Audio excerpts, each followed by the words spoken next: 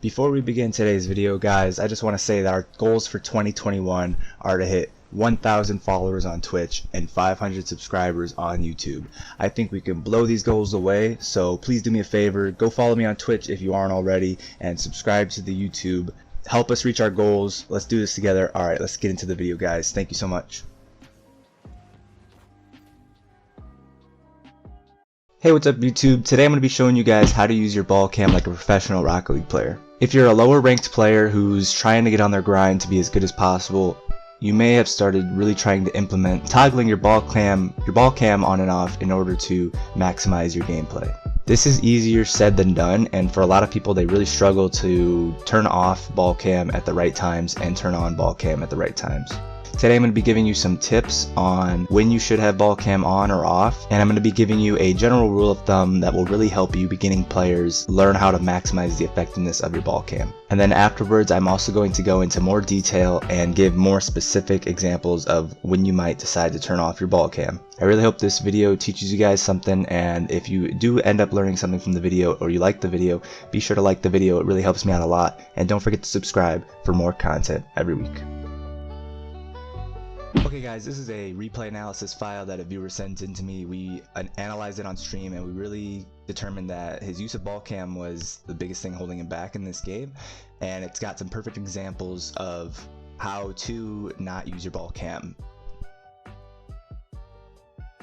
So in this play, his teammate goes for the kickoff and misses. He's left having to retreat on defense, and at this point he turns his ball cam off, which could be a good play. If you pause it here, you can see by having his ball cam off, he's able to see the challenging players that are coming towards the ball. If he had his ball cam on, his camera would be looking upwards towards the ball, and he might not be able to see that red dominus right in front of the boost, and he wouldn't be able to tell if he was challenging or not. So in this situation, it's a good thing he has his ball cam off, because he's able to see the challenging players, and if he needs to rush at this ball, he can.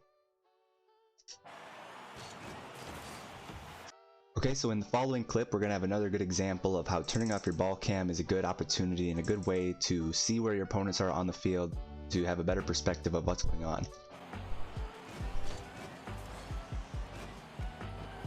Okay, here this player is chasing down the ball to try to get a follow-up shot on net because they didn't score their first touch.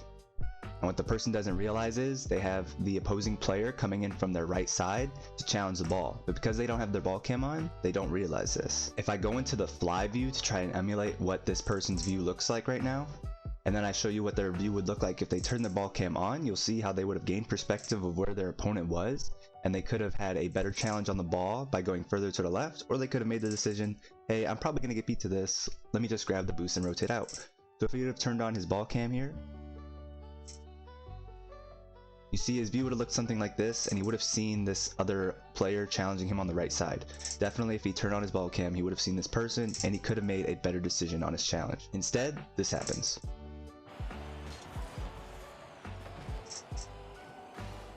Okay, just like in the first example, here's another good example of how this person used toggling their ball cam off in order to see their opponent who's coming up on the ball and getting ready to challenge.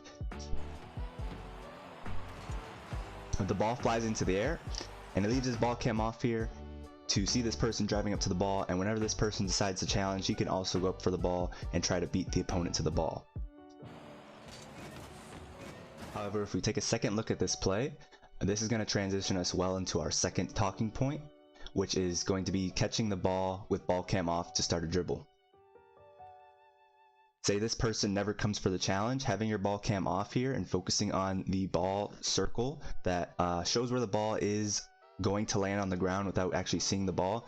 It doesn't show in the replay file, but you all know what I mean, the circle that is on the ground when the ball flies into the air to show you where the ball is in the air in perspective to the ground. Here, if this person never challenges, he's free to catch the ball and start a dribble with his ball cam off. Turn your ball cam off when dribbling. And that's one thing that this person did very well during this replay is anytime they were trying to start a dribble, they did turn off their ball cam and they used the ball indicator, the circle on the ground, to position their car for the catch and start a dribble from there. They didn't always execute this perfectly, but at least they were trying to keep their ball cam off while dribbling, and this is definitely a very important skill to have, dribbling without ball cam. And really, dribbling without ball cam is a ton easier than dribbling with ball cam on, and it feels way less awkward. That leads us into our general rule of thumb for you beginning players who just need something very simple to keep in mind while trying to master your use of ball cam. And that general rule of thumb is going to be to keep your ball cam on at all times unless you're dribbling the ball. Okay, now we're going to let the next 20 seconds or so of this clip play through, and with this general rule of thumb in mind, you should be able to really tell how it would have helped this guy out in these different situations.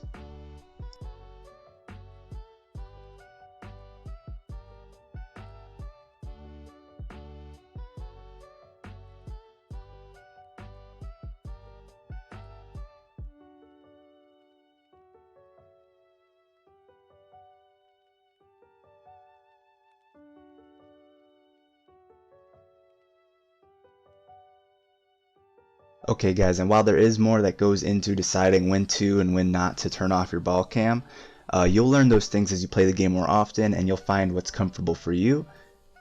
But I'm just going to end this video now with about a minute or two of my own gameplay in a game I played today to show you at around Grand Champion 1, Grand Champion 2, what a good use of your ball cam looks like.